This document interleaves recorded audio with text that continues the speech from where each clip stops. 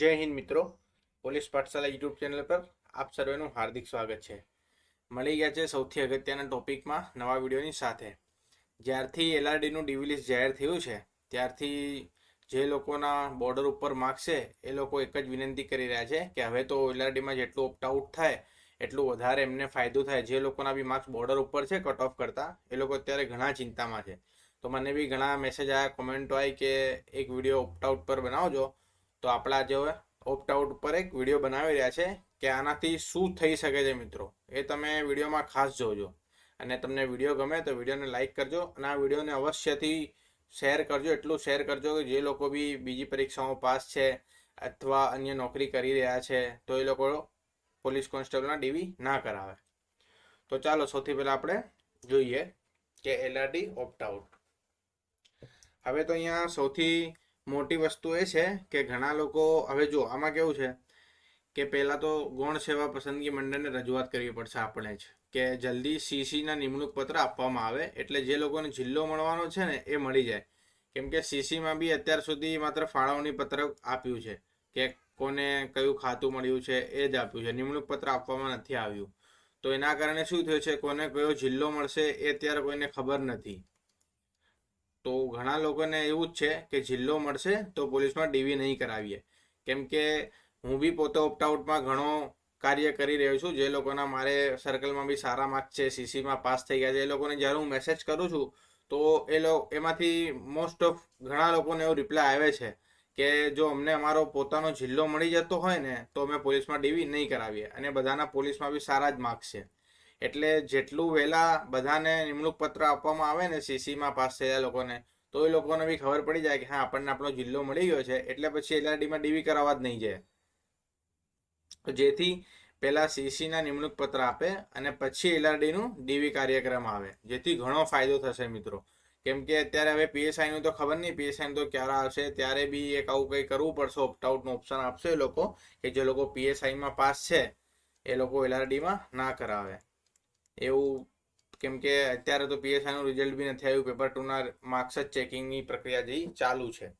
તો જેમ બને એમ અત્યારે સીસીના નિમણૂક પત્ર આપી દઈએ તો એક કામ તો ઓછું થાય કે સીસીના નિમણૂક પત્ર આપી દઈએ તો સીસીવાળા લોકો તો એલઆરડીમાં ડીવી ના કરાવે, જેનાથી બી ઘણો ફાયદો થશે. કેમ કે સીસીમાં ગ્રુપ એ અને ગ્રુપ બી બંને મળીને 5000 જેવી પોસ્ટ છે. તો એમાંથી મોસ્ટ ઓફ જે કોમન ઉમેદવાર હશે ને એના એલઆરડીમાં સારા જ માર્ક્સ હશે. કેમ કે એ લોકો ઓલરેડી પરીક્ષા પાસ કરી છે તો એલઆરડીમાં બી સારા જ માર્ક્સ ધરાવતા હશે એ લોકો. તો જેટલા વધારે એમાંથી લોકો ડીવી નહીં કરાવે ને તો બોર્ડર પર જે લોકો હશે એમને બહુ ફાયદો થશે. તો હવે આપણે જઈએ ખરેખર જુઓ આ વાત જે તૈયારી કરે છે ને મિત્રો એ લોકો ખાસ વાંચજો. નમસ્કાર વિદ્યાર્થી મિત્રો, તાજેતરમાં એલઆરડી ડીવી લિસ્ટ આવ્યું છે. જે વિદ્યાર્થીઓના સારા ગુણ ધરાવે છે તેમને અભિનંદન. બધાના જે લોકોના સારા માર્ક્સ છે બધાને કોંગ્રેચ્યુલેશન. પરંતુ જે વિદ્યાર્થીઓ બોર્ડર પર છે તેઓ અત્યારે ચિંતિત છે. તો ડીવીની આસપાસ જે લોકોના માર્ક્સ છે ને, જેમ કે જનરલમાં જે લોકોના 120.50, 121, 122, 123, જે લોકોના બી બોર્ડર આજુબાજુ માર્ક્સ છે ને એ લોકો અત્યારે ઘણા ચિંતિત છે. કેટલાક લોકો ડિપ્રેશનમાં જતા રહ્યા છે માર્ક્સ જોઈને કે આટલું બધું ઊંચું કટ ઓફ ગયું છે. હવે આપ જાણો જ છો આ મુકામ સુધી પહોંચવા આપણે કેટલી સખત મહેનત કરી છે. મિત્રો તમે જો પરીક્ષા પાસ કરી છે તમને ખબર જ છે કે એમના કેટલી સતત અને સખત મહેનત કરવી પડે છે. અને એલઆરડીમાં બી શિયાળાની કડકડતી ઠંડીથી માંડી ઉનાળાની ગરમીમાં અને ચાલુ વરસાદે પણ ફિઝિકલની મહેનત કરી છે. બધાએ દિવસ રાત એક કરી દીધા, કોઈ ઋતુ ના જોઈ, શિયાળો ઉનાળો બધાએ દોડીને અને પરીક્ષા પાસ કરી છે. અને ત્યારબાદ રાતોના ઉજાગરા કરી લેખિત પરીક્ષા માટે તનતોડ મહેનત કરીને આપણે આ ડીવી લિસ્ટ સુધી પહોંચ્યા છે. તો બધા મિત્રોએ ખૂબ મહેનત કરી છે, ત્યાં હજી આ ડીવી લિસ્ટ સુધી પહોંચ્યા છે 22,000માં. કેટલા લાખોમાં ફોર્મ ભરાયા, એમાંથી 2.5 લાખ 2,33,000 જેવા એક્ઝામ આપી અને એમાંથી હવે 22,000 સુધીમાં પહોંચ્યા છે. હવે આપણે જાણીએ છીએ કે આ લિસ્ટ અપેક્ષા કરતાં થોડું ઉચકાયું છે. જે માર્ક્સ પર ફાઇનલ સિલેક્શનની ધારણા હતી તે માર્ક્સ પર આ લિસ્ટ આવ્યું છે. હવે આપણે જાણીએ છીએ સરકારશ્રીના હાલના નિયમ પ્રમાણે ભરતીમાં વેટિંગ લિસ્ટ સિસ્ટમ નથી, ફક્ત 2 ગણામાંથી સિલેક્શન છે. આ સૌથી મોટો પોઈન્ટ છે કે વેટિંગ લિસ્ટ નથી. એટલે મિત્રો જો એકવાર ડીવી થઈ ગયો ને તો પછી એના પછી કઈ વેટિંગ લિસ્ટ નથી આવવાનું કે ચલો હજી હવે જે નોકરી નહીં લઈએ ને, ના જે નોકરી ન લેવાનો હોય ને તો વેટિંગ લિસ્ટમાંથી બીજા લોકોને બોલાવી લઈએ, તો એવું નથી. ફક્ત 2 ગણામાંથી અત્યારે જે 22,000 જણ બોલાયા છે ને એમાંથી સિલેક્શન કરવાનું છે અને પછી કોઈ વેઇટિંગ લિસ્ટ આવવાનું નથી. તો એટલે ખાસ વિચારજો. તમારી પાસે ઓલરેડી કોઈ જોબ હોય, આના કરતાં સારી જોબ હોય, સીસીમાં તમે ગ્રુપ એમાં પાસ હોય, ગ્રુપ બીમાં તમે પાસ હો અને તમને એવું હોય કે ના આપણે એલઆરડીમાં ડીવી નથી કરાવવું, તો તમે ડીવી કરાવવા હાજર જ ના થજો. તો જેના કારણે બોર્ડર પર રહેલા વિદ્યાર્થીઓ ટેન્શનમાં છે કે વારો આવશે કે કેમ. આ પરિસ્થિતિમાં આપણી પાસે એક જ રસ્તો છે, ઓપ્ટ આઉટ. તો હવે આ ભરતીમાં બધા ઓપ્ટ આઉટ પર કેમ ધ્યાન આપી રહ્યા છે એ જોજો. એ મુદ્દો અહીંયા આપેલો છે. જે વિદ્યાર્થીઓના સારા માર્ક્સ છે ને તેઓ સીસી, ગ્રુપ એ, બી, એએમસી, આરએમસી, શિક્ષક વગેરે ભરતીમાં લાગ્યા છે. અને હાઈકોર્ટ જે ડીવાયએસઓનું પણ આવી ગયું છે અને એક બેરીફનું બાકી છે, એમાં બી ઘણા લોકો લાગવાના છે. તથા જેઓ જીપીએસસી 1-2ની પ્રિપેરેશન કરે છે અને પીએસઆઈ તેમનો ગોલ હોય અને એલઆરડીમાં જવાની ઈચ્છા ન હોય, અથવા જેઓ ગુજરાત પોલીસ સર્વિસમાં છે અને અત્યારની ભરતી પ્રમાણે સેમ કેડરમાં છે, તેમને જોબ મળે તેમ હોય તો તેમને ખાસ આગ્રહભરી વિનંતી છે કે ઓપ્ટઆઉટ માટે જેથી કરીને એલઆરડીની કોઈ સીટ ખાલી ન રહે અને જરૂરિયાતમંદ તમામ લોકોને સમાવેશ કરી શકાય. તો આ વખતે ઓપ્ટઆઉટ પર એટલું ધ્યાન કેમ આપે છે? કેમ કે આટલી બધી ભરતી એક સાથે થઈ છે આ વર્ષે. કેમ કે એલઆરડીની ભરતીની આજુબાજુ આટલી બધી ભરતી ક્યારે થતી નથી. તો આ વખતે કોમન ઉમેદવારો ઘણા છે. સીસીની ભરતી થઈ, ગ્રુપ એ, બી, એનું આખું બધું આપી દીધું. એએમસીની ભરતી થઈ, આરએમસીની થઈ, હાઈકોર્ટ આસિસ્ટન્ટની થઈ, પછી હાઈકોર્ટ ડીવાયએસઓનું રિઝલ્ટ આવી ગયું છે, હવે હાઈકોર્ટ બેલીફનું આવશે, શિક્ષકમાં ઘણા લોકો લાગ્યા. તો આટલી બધી ભરતી એક સાથે જ્યારે આવે છે ને તો કોમન ઉમેદવારો ઘણા હોય છે મિત્રો. તમને ખબર જ છે તમને આજુબાજુ કેટલા બધા કોમન ઉમેદવાર હશે. તો તમારે અત્યારે એક જ કાર્ય કરવાનું છે કે એવા લોકોને શોધવાના છે જ્યાં બધી પરીક્ષાઓમાં પાસ હોય અને એલઆરડીમાં બી સારા માર્ક્સ ધરાવતા હોય, અને એ લોકોને સમજાવવાનું છે કે તમે જો એલઆરડીમાં ડીવી નહીં કરાવો તો ઘણા જે લોકો બોર્ડર ઉપર છે એ લોકો પાસ થઈ જશે અને એમનું બી સપનું પૂરું થઈ જશે.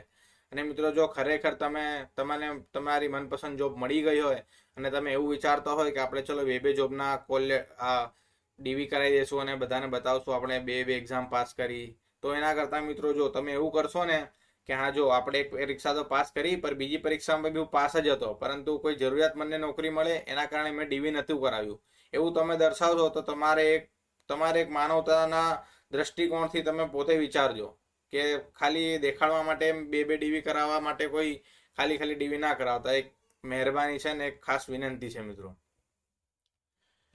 હવે જો તમારો એક નિર્ણય શું કરી શકે છે, તો તમારો એક ઓપ્ટઆઉટનો નિર્ણય એક વ્યક્તિની જિંદગી બદલી શકે છે, એક પરિવારની જિંદગી બદલી શકે છે અને વર્ષોના સંઘર્ષને પૂર્ણ વિરામ આપી શકે છે. તમે પોતે જ જાણો છો કે આ ફિલ્ડમાં કેટલું સંઘર્ષ છે, કેટલું માનસિક, આર્થિક, સામાજિક તકલીફો પડે છે. એ તકલીફને દૂર કરી શકે છે.